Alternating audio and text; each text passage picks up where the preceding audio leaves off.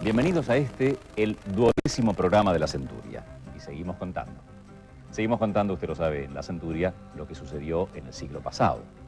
¿Pero cómo? Con la técnica, con la tecnología, con el lenguaje, con el ritmo de este siglo XXI. Miramos hacia atrás, reflexionamos los grandes acontecimientos, pero también los pequeños acontecimientos. Y hoy, 24 de marzo, ¿cómo no remontarnos a 1976? Cuando en nuestro país se produce ese cruento golpe de Estado, cuando cae María Estela Martínez de Perón, y digo cruento pensando en los 7 años que lo sucedieron al golpe, o siguieron al golpe. Lo vamos a recordar hoy en La Centuria porque ese es nuestro informe central. Pero no solo tenemos eso, tenemos un menú muy amplio, tenemos por ejemplo en la foto del siglo, el recuerdo, usted la tiene que recordar, seguro. Charles Chaplin y a su lado un niño enternecedor, Jackie Coogan. Esa foto tiene una historia, y Jackie Coogan también tiene una historia, se la vamos a contar. No solo eso, Madonna, vida y obra, y milagros, diría alguien también. Informe completo también en La Centuria. Y la pelea, por ejemplo, de Ringo Bonavena y Cassius Clay, o Cassius Clay versus Ringo Bonavena, un clásico del boxeo y un recuerdo, no sé si enternecedor. Tenemos eso y muchas otras cosas. ¿Qué cosas? Esas pequeñas, grandes cosas a las cuales ya los tiene acostumbrados La Centuria, que se presenta así.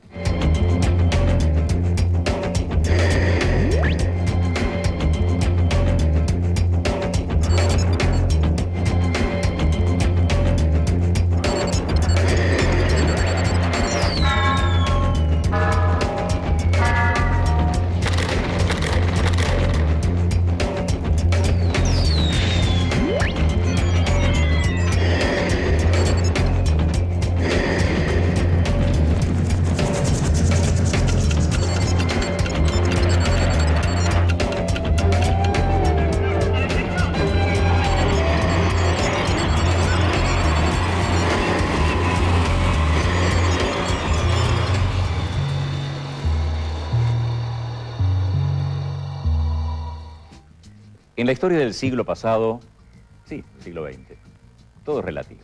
Si uno dice 1976 en Estados Unidos, seguramente muchos, casi todos recordarán el año del Bicentenario, cuando el país cumplió 200 años de vida democrática.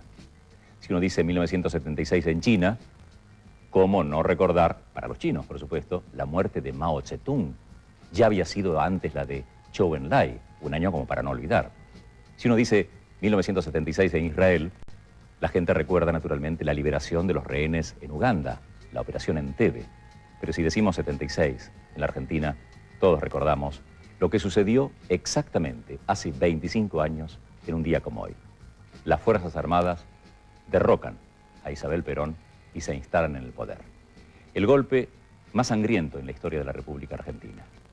Faltaban, y esto es muy importante, apenas 9 meses para las elecciones, pero con el pretexto de encauzar el país, recuerden, el proceso de reorganización nacional, y luego sí devolverlo a la democracia.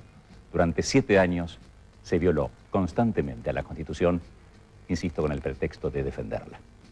Vamos a recordar esa época a través de sus 4 protagonistas principales, los 4 presidentes: Videla, Viola, Galtieri, Viñone. Este es el informe central, hoy en La Centuria. A la 1 de la madrugada del 24 de marzo de 1976, la presidenta de la Nación, María Estela Martínez de Perón, fue arrestada mediante la denominada Operación Bolsa, un comando militar al mando del brigadier Lamidoso. Fue sacada de la Casa Rosada sin resistencia y trasladada a la quinta El Mesidor, en Neuquén, donde quedaría detenida por un tiempo prolongado. A las 2:45, las Fuerzas Armadas se hicieron oficialmente cargo del gobierno. Comunicado número 1 de la Junta Militar. Las 3 Fuerzas Armadas se repartieron el poder. Videla, jefe del ejército, asumió como presidente. Y junto a Macera, jefe de la Marina, y Agosti, jefe de la Fuerza Aérea, conformaron la Junta Militar. Juro por Dios nuestro Señor y ante estos santos evangelios, desempeñar con lealtad y patriotismo el cargo de presidente de la Nación Argentina. Los funcionarios peronistas, los líderes del sindicalismo y altos miembros del Partido Justicialista fueron detenidos. Se clausuró el Congreso, se prohibió la actividad partidaria y se estableció la censura previa. Se rediseñó el Poder Judicial con jueces obedientes a los militares. Alfredo Martínez de Hoz, conocido por su actividad empresaria y por sus concepciones liberales, fue nombrado ministro de Economía. Su misión era realizar un relanzamiento productivo. Pero en poco tiempo se abrió la economía a los productos importados, se desató la especulación financiera, se cerraron fábricas y aumentó la desocupación. Y se disparó la inflación. La clase trabajadora fue una de las grandes víctimas. Se anuló la legislación laboral, se intervinieron los sindicatos, se autorizó el despido de mujeres embarazadas y empleados públicos sin indemnización. Los sueldos cayeron un 40% y se suspendieron las negociaciones salariales. Se convoca al país para una tarea superior, que no admite deserciones y que significa la creación de una vigorosa y renovada democracia pluralista. Comienzan a pensar en la figura del desaparecido, comienzan a pensar en la estructuración de la ciudadela represiva, que muchos años después vamos a empezar a descubrir con el informe de la CONADEP, los campos de concentración, las patotas del régimen, la clandestinidad, la ilegalidad. Se establecieron campos de concentración donde se secuestró sistemáticamente a miles de personas que desaparecían de sus casas o de sus trabajos. Se practicaba sistemáticamente el terrorismo de Estado. Compatriotas, este proceso de reorganización nacional, cuya fuerza reposa en la indestructible unidad de las Fuerzas Armadas y en la convicción de que su ideario recoge las profundas aspiraciones del pueblo argentino, llevará hasta sus últimas consecuencias los objetivos que se ha propuesto. La sociedad comenzó a vivir el terror. El terror en sus cabezas y en los cuerpos produce, por lo menos, no solo resignación, sino repliegue. En los 340 campos clandestinos de todo el país se cometieron los más terribles delitos que recuerde la historia argentina. Se torturaba, se mataba, se violaba, se secuestraban niños, se robaban los bebés recién nacidos y sus madres desaparecían. La mujer, piedra angular de la familia, que es escuela de la fe, que es crisol de hombres libres y templo del amor. Los operativos se producían generalmente de noche. El terror se expandía por el aire. La impunidad les permitió derribar puertas, robar, saquear, violar, obstruir, negar, culpar, silenciar, matar. Todas las generaciones tienen plena cabida en este empeño, y de manera muy especial la juventud, que es el futuro inevitable. Desaparecieron sacerdotes, desaparecieron mujeres y hombres sin distinción de edad ni clase social. Desaparecieron empresarios, sindicalistas, funcionarios del mismo proceso y hasta adolescentes platenses que luchaban por el boleto estudiantil.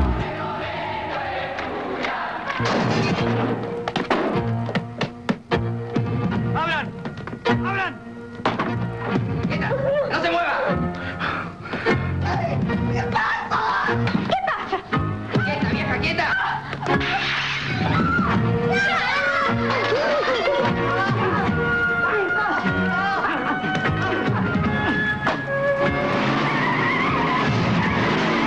Estilo de vida que no es otro que aquel inspirado en la visión cristiana del mundo y del hombre. Con la clandestinidad, con la ilegalidad, nadie iba a saber quién había matado, dónde, cómo, cuándo. O sea, hay un diseño de matanza con la decisión de los jerarcas de ocultar la responsabilidad.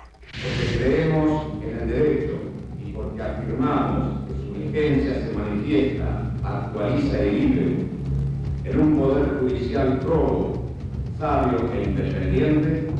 Los militares tomaron la decisión de hacer desaparecer a los prisioneros y los arrojaron a los ríos y al mar en lo que se llamó los vuelos de la muerte. Algunos sectores sociales creían que el gobierno estaba limpiando al país. Los que se resignaron al golpe escuchaban y aceptaban la frase que se convirtió en el lavado de culpas más claro de la época. Algo habrán hecho. Las familias de los desaparecidos necesitaban encontrarse, intercambiar datos y estrategias a seguir. Así cobraron fuerza las madres de Plaza de Mayo, que con su presencia y resistencia molestaban más que nadie al gobierno militar. Solamente queremos saber dónde están nuestros hijos, vivos o muertos. Angustia porque no sabemos si están enfermos, si tienen frío, si tienen hambre, no sabemos nada. Y desesperación, señor, porque ya no sabemos a quién recurrir. Consulados, embajadas, ministerios, iglesias.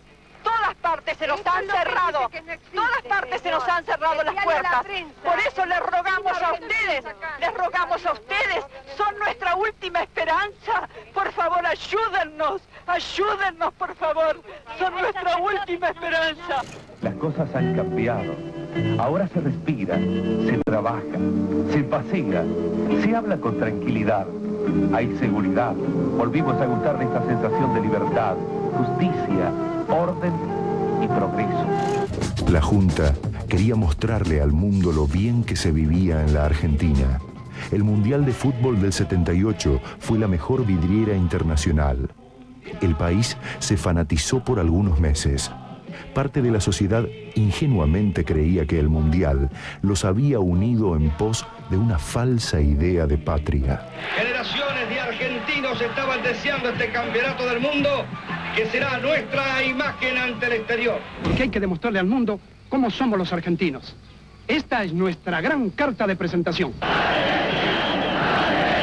Se hizo aprovechar esa genuina pasión que tienen los argentinos por el fútbol para asimilarlo a la idea de país. Y en esa operación asimilar la idea de país a la idea de gobierno, de ese gobierno. Inclusive contrataron consultoras de imagen extranjeras para reforzar esa idea. En mayo del 79, una comisión de la OEA visitó el país y constató 5.818 desapariciones hasta ese momento. Pese a la declarada, conscientemente declarada y anhelada continuidad, siempre el cambio de una persona significa una instancia nueva que se abre. De ahí creo que es la expectativa saber quién lo sucede a Videla. ¿Será alto y delgado como él? ¿Será bajo, gordo, con bigote, sin bigote? Empezando por allí. ¿Será un hombre de pocas palabras, de muchas palabras? ¿Qué orientación puede tener? Y acabemos, porque más allá no puede ir, porque la Junta es la que le da continuidad al proceso. Este golpe de Estado trató de diferenciarse de la cadena de golpes de Estado de la década anterior, donde había fuertes personalismos que declinaban rápidamente y que perdían consenso. Trató además de hacer un sistema donde se salvaran todos, por lo tanto todos eran cómplices de la represión. Por lo tanto, acordaron dos cosas: repartir el poder y que nadie lo tuviera eternamente en el tiempo.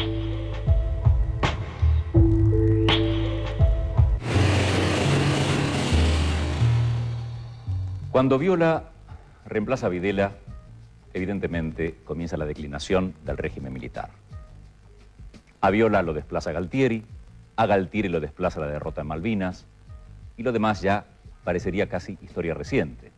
El presidente Viñone declara, se ve forzado a decir que quiere ser el último presidente de facto en la República Argentina. Y también alguien dijo, muy sabiamente, que la forma de no cometer los mismos errores es recordarlos. Es lo que estamos haciendo hoy. En el próximo bloque, la segunda parte de este informe. Recordando el golpe de 1976. Han pasado ya 25 años. Sin embargo, está vigente. Es un tema vigente. La justicia seguirá emitiendo fallos al respecto. Y aquí conviene recordar aquella frase de Winston Churchill, cuando dijo que la democracia no es un buen sistema, pero no hay otro mejor. Segunda parte de este informe sobre el golpe del 76. El 29 de marzo del 81, después de largos cabildeos entre los miembros de la Junta Militar, Roberto Viola reemplazó a Videla. Henning Arfa, televisão alemã. La política exterior e interior argentino sufre la marca de las cuestiones de los derechos humanos. ¿Cómo su gobierno hará cargo de estos problemas? Nadie está más interesado que el gobierno y el pueblo de mi país en borrar cualquier sensación de violación de derechos humanos que pudiera aparentemente adjudicarse a la Argentina. La situación económica era grave. En 5 años la deuda externa se había triplicado. La recesión se agudizó y continuaron la inflación y la desocupación. Durante el 81 se produjeron graves crisis dentro de las fuerzas que cuestionaban severamente a Viola. Entre los desconformes se destacaba el entonces jefe del ejército, Leopoldo Fortunato Galtieri. Se trata de superar mezquindades individuales, de exigir decencia. Antes de fin de año, el 22 de diciembre, destituyen a Viola alegando una supuesta enfermedad. Al frente del autogolpe estaba Galtieri. Teniente General don Leopoldo Fortunato Galtieri está firmando en este instante el libro de actas correspondiente. Galtieri asumió con una única misión: seducir al país con la recuperación patriótica de las Islas Malvinas y eternizar a los militares en el poder. ¡Vamos, Argentina! El 19 de marzo de 1982, la Armada izó la bandera argentina en las Islas Georgias. Que sepa el mundo, América, que un pueblo con voluntad decidida como el pueblo argentino, si quieren venir, que vengan, les presentaremos batalla.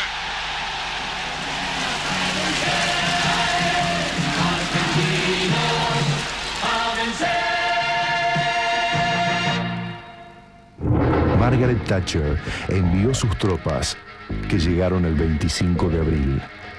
Estamos muy contentos y confiamos en el éxito y en el triunfo, porque la justicia de Dios nos va a acompañar hasta el momento de la victoria. En el frente de batalla murieron cientos de soldados conscriptos que no contaban con armamento, ni con comida, ni siquiera con directivas claras. El Papa Juan Pablo II intervino personalmente. A los 74 días de iniciada la guerra, el 14 de junio, Mario Benjamín Menéndez, gobernador de las islas, firmó la rendición de las tropas argentinas. Los mandos del ejército han considerado que ya no es conveniente que yo continúe en el cargo. Galtieri fue obligado por las cúpulas militares a renunciar a la presidencia. Malvinas fue el delirio más vergonzoso de los militares. Ellos soñaron que la guerra de Malvinas, en caso de salir triunfadores, le daría un consenso para mantener el poder. Terminó siendo la puerta de salida porque el ejército argentino ya llevaba más de 50 años haciendo golpes en la Argentina, protagonizando la política, deformando la doctrina militar en paramilitar. No estaban capacitados para hacer una guerra. Reinaldo Piñone asumió la presidencia prometiendo un pronto regreso a las urnas. Firmó una ley que declaraba muertos a los desaparecidos y justificaba como actos de servicio a la represión indiscriminada. El 28 de febrero del 83, Piñone anunció elecciones para el 30 de octubre. El 10 de diciembre, Piñone traspasó la banda presidencial que ningún derecho le había otorgado al presidente electo Raúl Alfonsín. Otros serían los problemas del futuro, pero el horror que se había vivido los últimos años quedaba definitivamente atrás. Durante el gobierno de Alfonsín, en 1985, se llevó a cabo el histórico juicio a las juntas que condenó a los 9 excomandantes del proceso militar. Señores jueces, quiero renunciar expresamente a toda pretensión de originalidad para cerrar esta requisitoria. Quiero utilizar una frase que no me pertenece, porque pertenece ya a todo el pueblo argentino. Señores jueces, nunca más. Silencio en la sala. Silencio. Condenado a la pena de prisión perpetua, inhabilitación absoluta perpetua. Poco tiempo después vendrían las leyes de punto final y obediencia debida, que salvarían de la cárcel a 1.180 militares, con el argumento de que habían cumplido órdenes superiores. El gobierno de entonces justificó la medida alegando que era necesario pacificar el país. ¡Felices Pascuas! Los 3 levantamientos militares que pusieron en riesgo la democracia desvirtuaron el argumento. En 1990, Menem otorgó el indulto a los comandantes condenados en el juicio y al jefe montonero Mario Firmenich, que quedaron en libertad. Años después, en 1995, el general Balsa hizo una significativa autocrítica por televisión.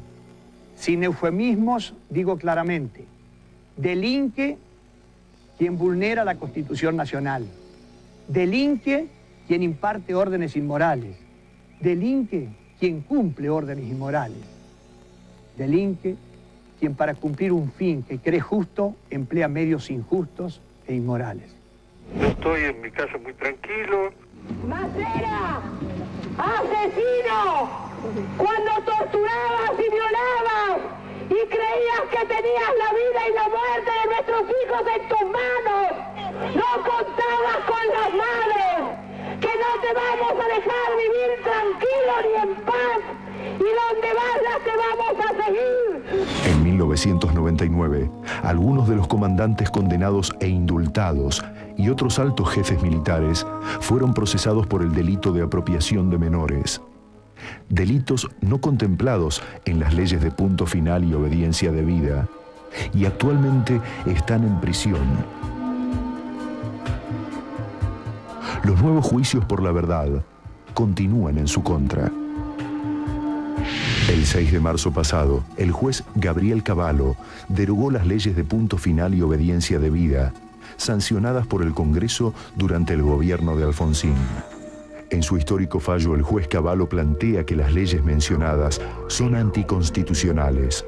Cavallo fundamenta también su fallo en tratados internacionales refrendados por Argentina, que determinan que los delitos contra la humanidad no prescriben ni son amnistiables. La decisión del juez tuvo gran repercusión internacional porque está en consonancia con las investigaciones que reabrió el juez Baltasar Garzón en España, la justicia inglesa con Pinochet y el caso reciente de un nazi juzgado y condenado a los 83 años. Los años y la historia universal han demostrado que las heridas no se cierran ni con el tiempo, ni con las leyes repentinas, ni con decretos. Después de 25 años parece quedar demostrado, en la Argentina y en muchos otros países, que las heridas solo se cierran cuando se pronuncia la justicia y se acatan sus fallos.